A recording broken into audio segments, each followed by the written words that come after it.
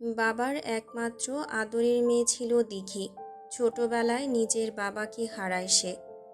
মাজাহার চৌধুরী মারা যাওয়ার পর থেকেই মেয়েটার জীবন একদম এলোমেলো হয়ে যায়। কলেজে উঠতেই সে মাত্রাতিরিক্ত বেহায়া আর বেপরোয়া হয়ে ওঠে। প্রায়ই নূরজাহান চৌধুরীর কানে খবর আসতো দিঘি তার সাথে মারামারিতে জড়িয়েছে। ধীরে ধীরে মদ্যপানেও আসক্ত হয়ে পড়েছিল সে।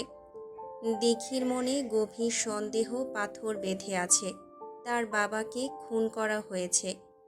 কিন্তু তার মা কখনো এসবে গুরুত্ব দেয়নি, আর না তো কোনো তদন্ত করেছে। এসব বিষাক্ত চিন্তা মাথায় পুষে রেখেই নিজের জীবনটাকে এভাবে তছনছ করে চলেছে সে। সেদিনও রাতে চরম মাতাল অবস্থায় বাড়ি ফিরেছিল দিঘি। ধোঁড়াতে ধোঁড়াতে হাঁটছিল আর আপন মনে গাইছিল, নেতা থেকে অভিনেতা আমার স্টাইলে সবাই ফিদা, কবে আসবে আমার সেই হিরো, কবে আসবে আমার সেই হিরো।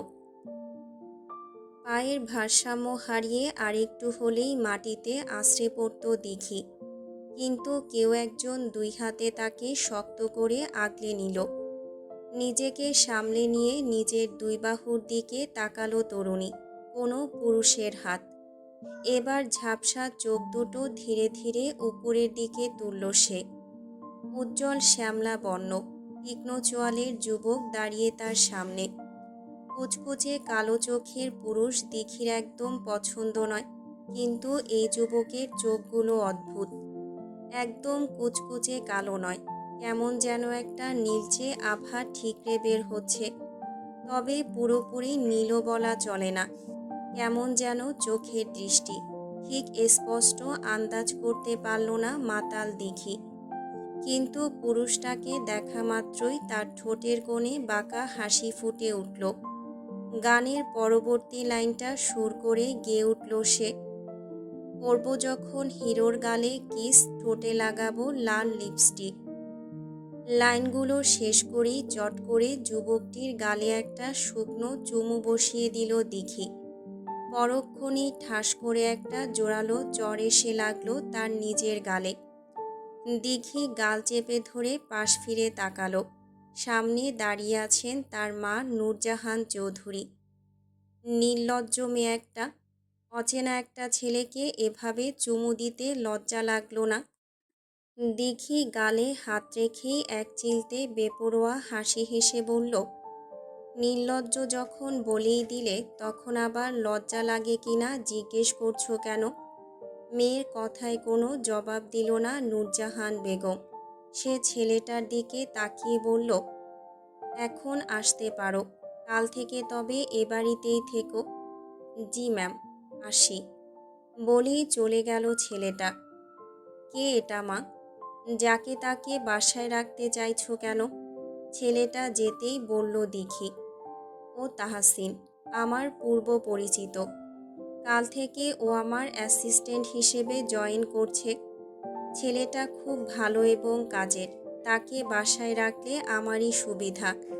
তাছাড়া এসব নিয়ে তোমাকে মাথা ঘামাতে হবে না, রুমে যাও। দিঘি একবার সদর দরজার দিকে তাকালো ঘাড় ঘুরিয়ে। পরক্ষণে এক লম্বা শ্বাস নিয়ে হেলে দুলে রুমে চলে গেল। পরদিন সকালেই সেই পুরুষটাকে নিজের বাসায় দেখল। তখন থেকেই একটু একটু করে শুরু হয় দিঘির পাগলামি। আগে মেয়েটা বেশ রাত করে বাড়ি ফিরত, তখন থেকে সন্ধ্যাবেলাতেই তাকে বাসায় পাওয়া যেত। এমনকি অনেক সময় সারাদিন বাসায় থাকত, নানা বাহানায় অফিসে যেত। কত কত পেন্সিল আর্টের ছবি আঁকিয়েছে মেয়েটা তাহসিনের। তাহসিনকে যত রকমভাবে বিরক্ত করা যায় সে করেছে। নিচে তাহসিনের রুমে গিয়ে হুটহাট জড়িয়ে ধরেছে। কখনো তো গালে চুমু খেয়েছে, তবু কখনো বলল না সে বিবাহিত বা বাচ্চা আছে। আগে কেন বললে না আমাকে? তাহসিনের থমথমে মুখের দিকে তাকিয়ে প্রশ্ন করল দিঘি। আমি জানতাম না আপনি এত দূর চলে আসবেন। জানলে তুমি অন্য নারীকে স্পর্শ করে তার শরীরে নিজের সন্তান জন্ম দিয়েছ তাহসিন? অবুঝের মতো প্রশ্ন করল দিঘি। তার গলার স্বর থরথর করে কাঁপছে। মেয়েটা তো সহজে কাঁদে না। বাবার মৃত্যুর পর কোনো ঝড়ঝাপটাতেই তার চোখ দিয়ে পানি পড়তে দেখা যায়নি, অথচ আজ তার গলা ধরে আসছে, বুক ঠেলে কান্না আসছে। দু চোখের কোল বেয়ে নামছে নোনতা পানির তীব্র ধারা। তাহসিন কোনো জবাব না দিয়ে অপরাধীর মতো মাথাটা নিচু করে ফেলল। দিঘি এগিয়ে গিয়ে দুই হাতে চেপে ধরল তাহসিনের জামার কলার। এই বল, আগে কেন বলিসনি আমায়? কেন বলিসনি তুই অন্য নারীকে স্পর্শ করেছিস?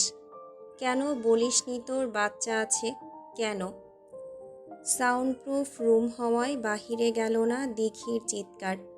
তাহসিন দিঘির হাত ধরে বলল, আপনার আর আমার মধ্যে এমন কোনো চুক্তি বা অধিকারের সম্পর্ক ছিল না যে এই সত্যিটা আমাকে বলতেই হতো। আর হ্যাঁ, এটাই বাস্তব, আমার সন্তান আছে। তুমি ঠিক করনি তাহসিন। অন্য কাউকে ছুঁয়েছ আর তার পেটে বাচ্চা দিয়েছ। এটা তোমার আগেই বলা উচিত ছিল। অন্তত তাহলে তোমার মতো একটা সেকেন্ড হ্যান্ড পুরুষকে আমি ভালোবাসতাম না। কারণ আমি আমার পছন্দের জিনিস স্পর্শ করা তো দূর, তার উপর অন্য কারো ছায়াও আমি সহ্য করি না। তাহসিন কিছু একটা বলতে যাচ্ছিল দিঘিকে, তবে তার আগেই দিঘির হাতের এলোমেলো চড় খেতে হলো তাকে। তাহসিনকে আর কিছু বলার সুযোগই দিল না দিঘি। অফিস থেকে বের হয়ে গেল। অন্যান্য দিনের চেয়ে আজ শরীরটা একটু বেশি ভার ভার লাগছে ঝিলমিলের। বুকের ভেতরটা কেমন যেন চেপে আসছে, নিঃশ্বাস নিতেও কষ্ট হচ্ছে। গলার কাছটায় ঘন ঘন গরম নিঃশ্বাস এসে পড়ছে। অস্বস্তিতে ভ্রু কুঁচকে চোখ বন্ধ রেখে সে হাতটা নিজের বুকের দিকে বাড়ালো, কিন্তু স্পর্শ পেতেই তার হাতের আঙুলগুলো হঠাৎ জমে গেল। নরম কাপড়ের বদলে তার হাতের তালুতে ঠেকল শক্ত কাঁধ আর রুক্ষ চুল। চোখ মেলে তাকাতেই কিশোরীর বুকের স্পন্দন থমকে গেল। গভীর ঘুমে আচ্ছন্ন বারিশ তার বুকের উপর মাথা রেখে নিঃশব্দে শুয়ে আছে। লোকটার চওড়া শরীরটার অনেকটাই ঝিলমিলের উপর চেপে বসে আছে। হঠাৎই ঝিলমিলের চোখ গেল নিচের দিকে। সেখানে যা দেখল, এবারে তার পুরো শরীরটাই অচেনা শিহরণে শিউরে উঠল। যেন মাথার চুল থেকে পায়ের নখ পর্যন্ত একটা অবশ করা বিদ্যুৎ খেলে গেল। চামড়ার উপর হাজারটা সূক্ষ্ম কাটা ফুটে বের হলো নিমিষেই। লোকটার একটা হাত পূর্ণ অধিকার নিয়ে চেপে বসে আছে ঝিলমিলের বুকের বিপদসীমার উপর। নিথর কাঠ হয়ে কিছুক্ষণ সেদিকে তাকিয়ে রইল মেয়েটা। শুকনো ঢোক গিলে ধীরে ধীরে সরিয়ে দিল হাতটা। তারপর পুরো শরীরটাই ঠেলতে শুরু করল। আপনার সাহস এত বেড়ে গিয়েছে? আমার উপরে সে শুয়ে আছেন, সরুন। বেশ কিছুক্ষণ চেঁচামেচি করার পর ঘুম ভাঙল বারিশের। মাথা তুলে ঝিলমিলের দিকে তাকিয়ে গম্ভীর জোরালো গলায় বলল, হোয়াট হ্যাপেন্ড? সকাল সকাল মাথার কাছে এসে এভাবে চেঁচামেচি করছো কেন? বলতে বলতেই সে গায়ের ভার সরিয়ে নিয়ে বিছানার নিচের দিকে সরে গেল। ঝিলমিল সাথে সাথে কিছু বলতে পারল না। স্তব্ধ হয়ে তাকিয়ে রইল লোকটার দিকে। যেন সদ্য শোনা কণ্ঠস্বরটা এখনও তার কানে গিয়ে বাজছে। আওয়াজটা কি একটু বেশি ভালো শোনালো? লোকটার গলার স্বর এমনিতেই বেশ ভারিক্কি আর সুন্দর, কিন্তু ঘুম ভাঙা এই নিচু স্বরটা যেন আরও অদ্ভুত রকমের আকর্ষণীয় লাগছে। ভাবনাটা মাথায় আসতেই নিজেকে মনে মনে ধিক্কার দিয়ে জিভ কাটল ঝিলমিল। নাক ভ্রু কুঁচকে বলল, আমার উপর এসে শুয়েছিলেন কেন শুনি? আর কিছুক্ষণ এভাবে থাকলে তো আমি দম আটকে মরেই যেতাম। বারিশের শান্ত জবাব, আমি নিজে থেকে তোমার উপর যাইনি, তুমি আমাকে টেনে তোমার উপরে এনেছিলে। অসম্ভব, বাজে কথা বলবেন না একদম। আমি কখনোই এমন কাজ করতে পারি না। মনে করে দেখো, কাল রাতে ঝড়ের সময় আমার কাছে এসে কিভাবে কাঁপছিলে তুমি। ওয়াশরুমে চলে গেল বারিশ। ফ্রেশ হয়ে বের হতে হতে ঝিলমিলের কাল রাতের কথা মনে পড়ে গেল। সে বলল, তাই বলে সারা রাত আপনি আমার উপর শুয়ে থাকবেন? বারিশ ভেজা চুলে তোয়ালে মুছতে মুছতে অত্যন্ত স্বাভাবিক গলায় বলল, ও সরি, আমি হয়তো ঘুমিয়ে পড়েছিলাম। বাই দ্য ওয়ে, অতই যখন কষ্ট হচ্ছিল তুমি আমাকে ধাক্কা দিয়ে সরিয়ে দিলে না কেন? তীক্ষ্ণ চোখে তাকালো ঝিলমিল। ঝিলমিল তো চেষ্টা করেছিল, পাথরটাকে সরাতে না পেরে ক্লান্ত হয়ে নিজেই ঘুমিয়ে পড়েছিল। পাহাড়ি চাটগাইয়ার ষাঁড়ের মতো শরীর বানিয়ে রেখেছেন, সরাবো কি করে? বিড়বিড় করে বলতে বলতে ওয়াশরুমে যাচ্ছিল ঝিলমিল। বারিশ টেনে ধরে বলল, কি বললে? কাল রাতে ঝড় হয়েছিল বলে আমি একটু ভয় পেয়েছিলাম, তাই বলে আপনি তার পূর্ণ সুযোগ নেবেন? বারিশ ঝিলমিলের কানের কাছে মুখ নিয়ে মৃদু আওয়াজে বলল, সুযোগ যদি নেওয়ার হতো তবে সকালে আস্ত জামা কাপড়ে ঘুম ভাঙত না তোমার। কানের দুই পাশ দিয়ে গরম ভাব বের হতে শুরু করেছে কিশোরীর। কানের লতি থেকে শুরু করে গাল, ঘাড় আর গলার চামড়া এক নিমিষে টকটকে লাল হয়ে মারাত্মক রকম গরম হয়ে উঠল। লোকটা এতটা স্পষ্ট, এতটা নির্লজ্জভাবে এমন একটা কথা কানের কাছে এসে বলতে পারে, তা ঝিলমিলের ধারণারও বাইরে ছিল এই মুহূর্তে। সে আর কিছু না বলে নিজেও ওয়াশরুমে চলে গেল। ওয়াশরুম থেকে বের হয়ে রুম ফাঁকা পেল সে।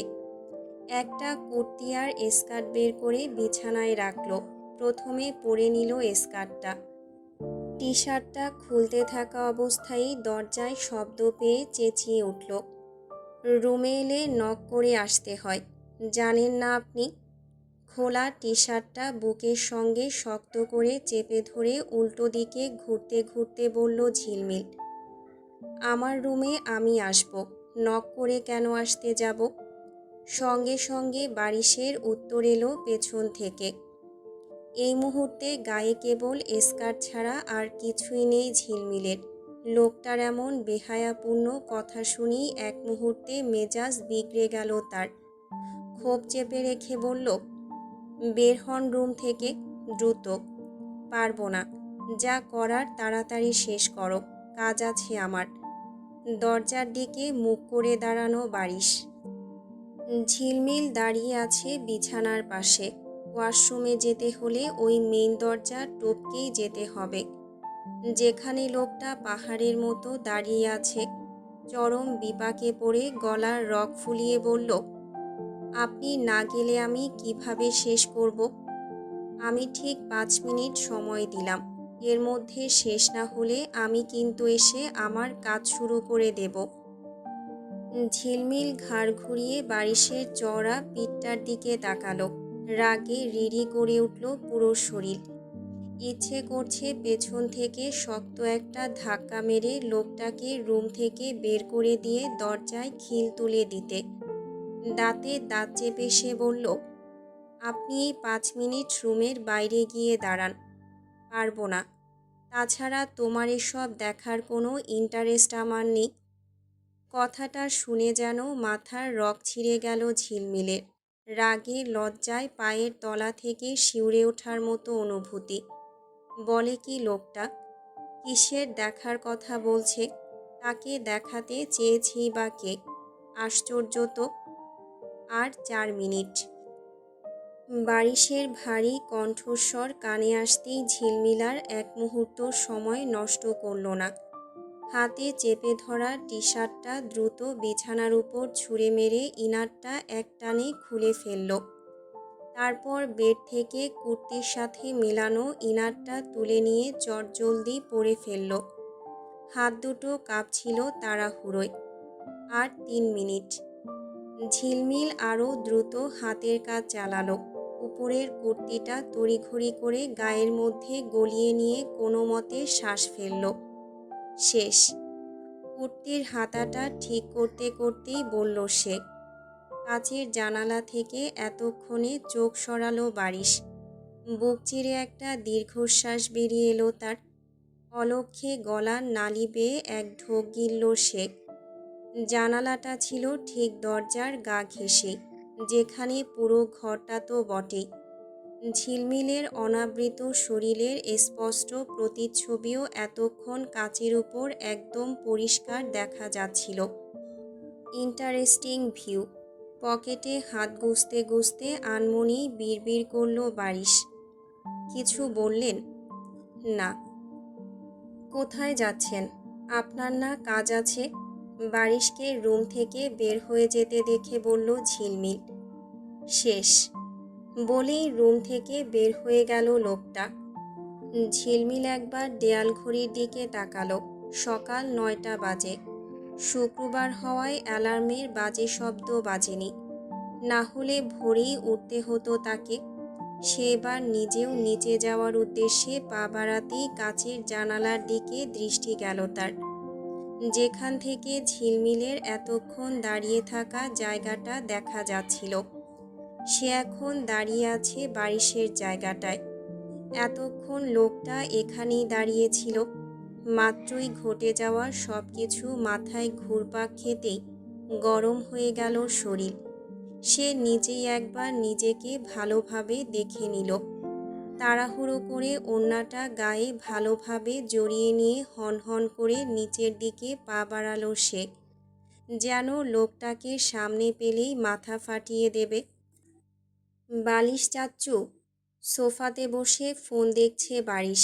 হঠাৎই এক বাচ্চার গলা পেয়ে চোখ তুলে তাকালো সে। দেখল সদর দরজা দিয়ে দৌড়ে আসছে ঝিলমিলের ছোট ভাই জিহান। দৌড়ে এসেই বারিশের গলায় ঝুলে পড়ল। পেছন পেছন আসছে মেহেরাজ। ভাতিজার মুখে চাচ্চু ডাক শুনে সে বলল, আরে এখনও চাচ্চু বলে? ভাইয়া বলতে বলেছি না? ও তোমার ভাইয়া হয় জিহান? জিহান লাফিয়ে বারিশের কোলে বসতে চাইল, কিন্তু বারিশ তাকে কোলে নিল না।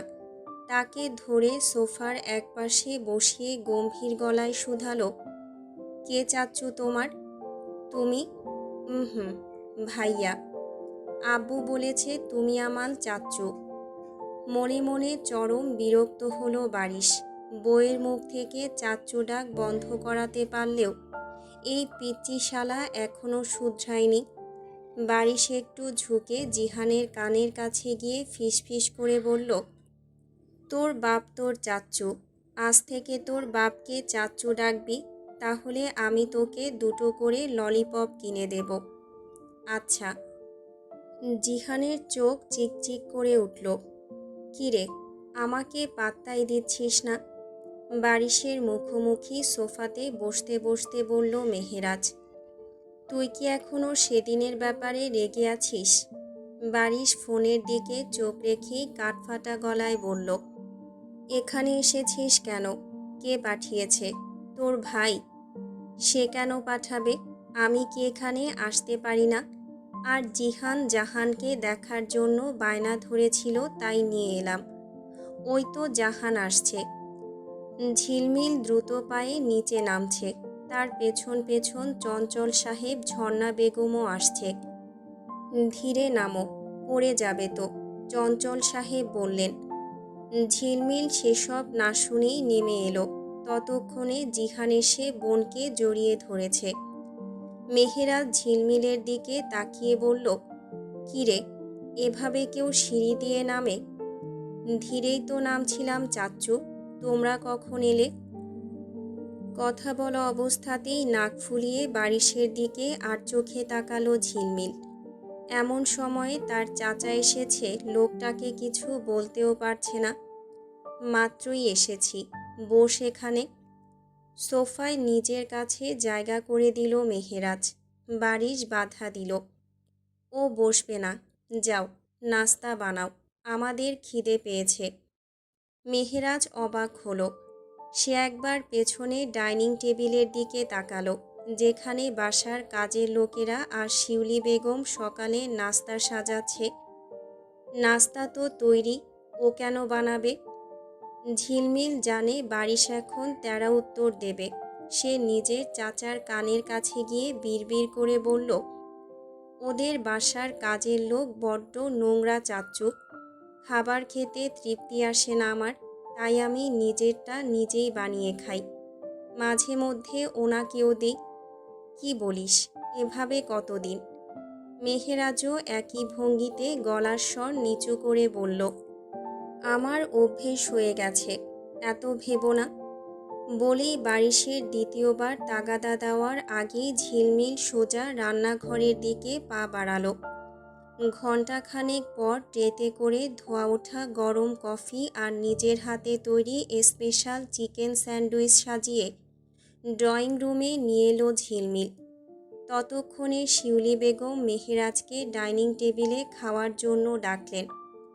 আমি বাসা থেকে এক প্রকার খেয়ে এসেছি, একদম জায়গা নেই।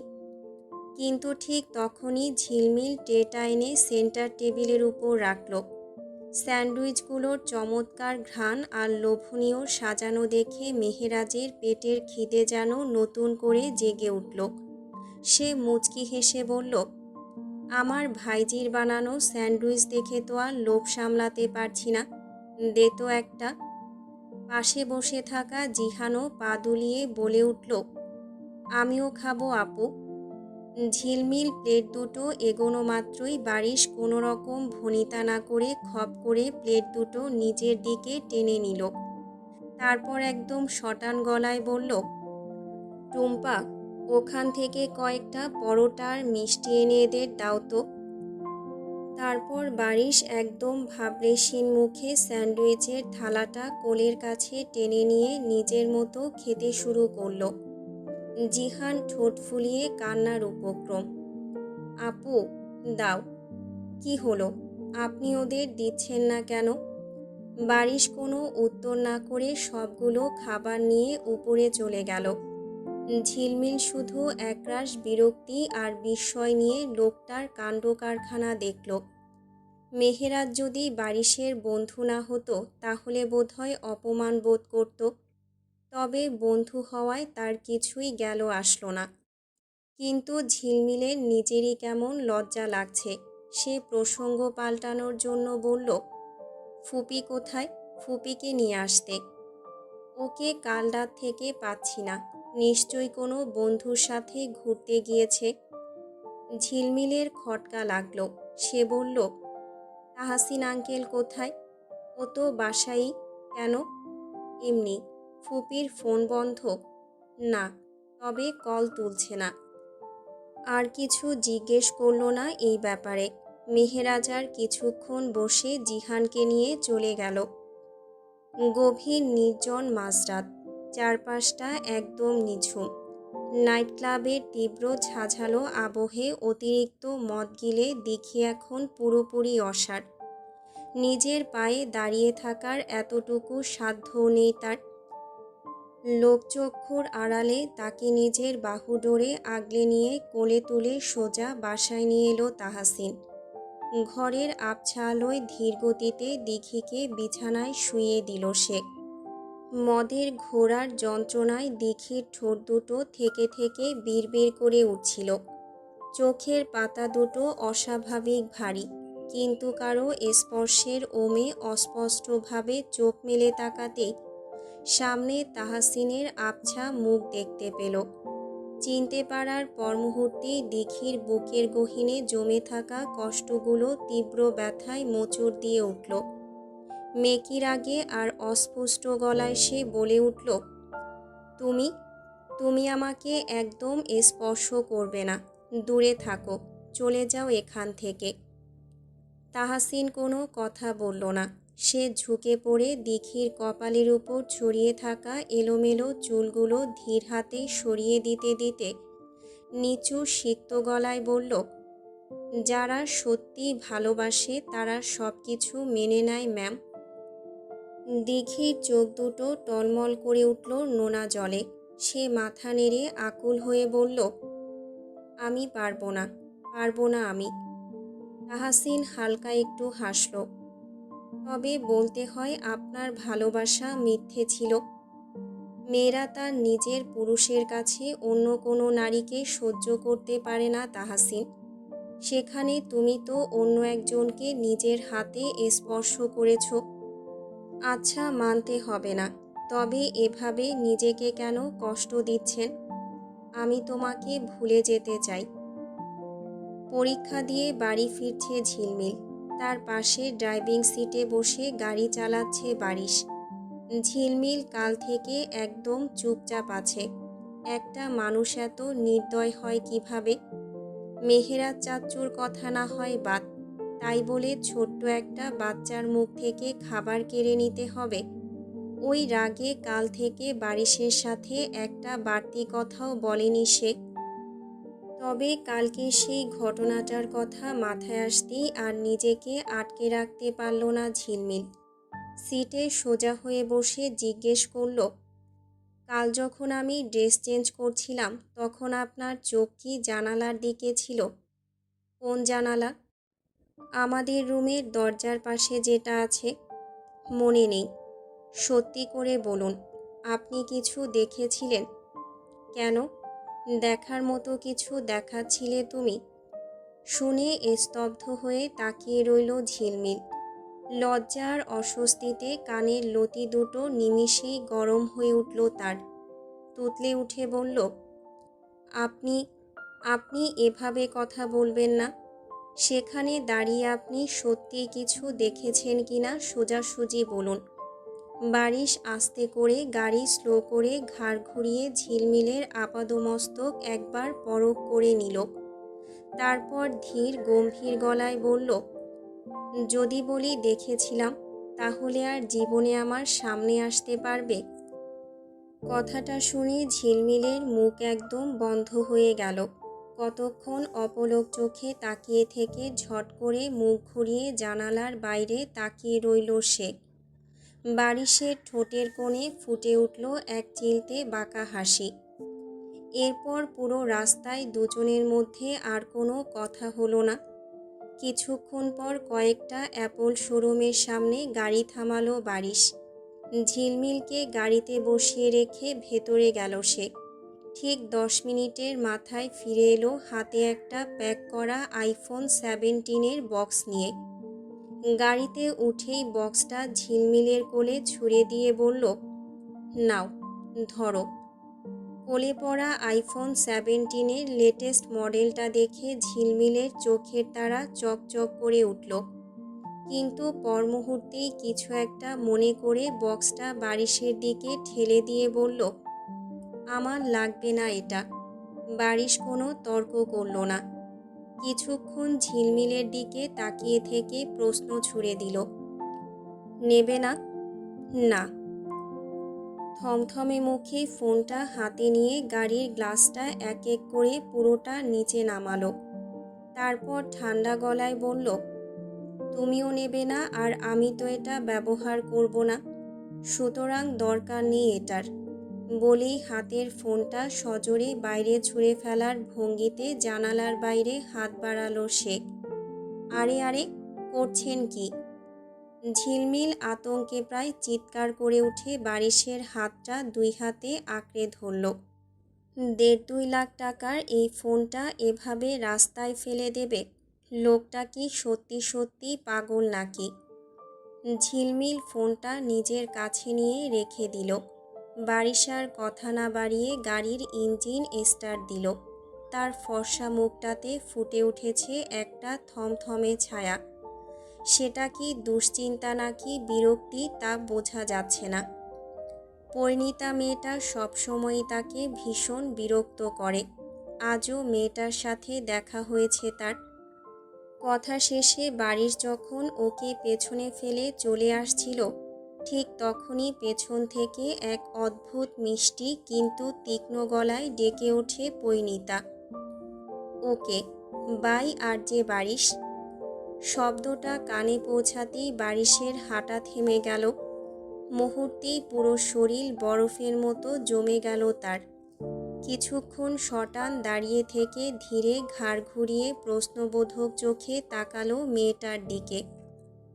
পরিণীতা ঠোঁটের কোণে হাসি ফুটিয়ে শুধালো, কি হলো, অবাক হলে খুব? বারিশ নিজের মনের ভেতরের ঝড়টা মুখভঙ্গিতে প্রকাশ পেতে না দিয়ে বেশ কাঠখোট্টা গলায় জবাব দিল, না। কি ভেবেছ আমি তোমাকে চিনতে পারবো না? পৃথিবীর আর সবাই ভুলে গেলেও আমি কোনো দিন ভুলিনি, আর পারবও না। বলতে বলতেই পরিণীতা ঘাট থেকে নিজের চুল সরিয়ে একপাশে সরিয়ে দিল, আর সঙ্গে সঙ্গে তার ফর্সা ঘাড়ে স্পষ্টভাবে ফুটে উঠল কালো কালিতে আঁকা এক গাঢ় ট্যাটু, যেখানে ইংরেজিতে স্পষ্ট অক্ষরে লেখা, আর যে বারিশ।